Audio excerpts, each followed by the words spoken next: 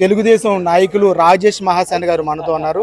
ప్రస్తుతం ఆయనతో మాట్లాడే ప్రయత్నం చేద్దాం.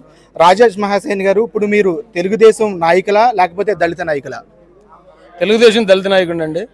అంటే ఇప్పుడు దళితులందరూ తెలుగుదేశం వైపు ఉన్నారనుకుంటున్నారా? 200%. మేము ఆల్రెడీ అదే పనిలో ఉన్నాం.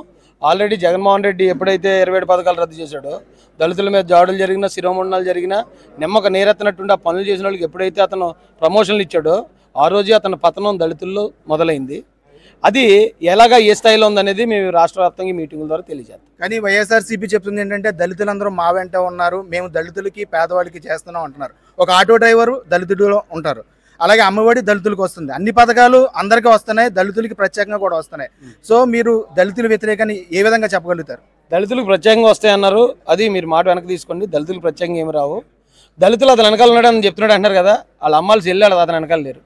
ఇక దళితులందరూ అతని వెనకాల ఎక్కడున్నారండి? అతను అబద్ధాలు చెప్పడానికి అద్దు లేదు. ఆయన అన్నాడు, ఇప్పుడు మీరు అంటున్నట్టే అమ్మఒడో లేకపోతే మరోటో ఇస్తున్నాను అన్నాడు. 15,000 సంవత్సరానికి. అది రోజుకి మనం డివైడ్ చేస్తే రోజుకి 30 రూపాయలు అవుద్ది. అతను ఈ 30 రూపాయలు ఇస్తూ చంద్రబాబు నాయుడు గారు ఇచ్చిన 27 దళిత పథకాలను రద్దు చేశాడు. అందులో ఎస్సీ కార్పొరేషన్ రుణాలు ఉన్నాయి, ఇన్నోవా కార్లు ఉన్నాయి, ల్యాండ్ పర్చేస్ స్కీమ్ అంటే 18 లక్షలు ఎట్టి 1 ఎకరం 2 ఎకరాలు కొని ల్యాండ్ దళితులకు ఇచ్చేవారు చంద్రబాబు నాయుడు గారు.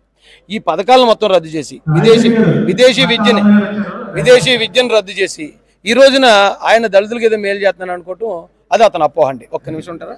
ఆనంద్ బాబు వచ్చారా?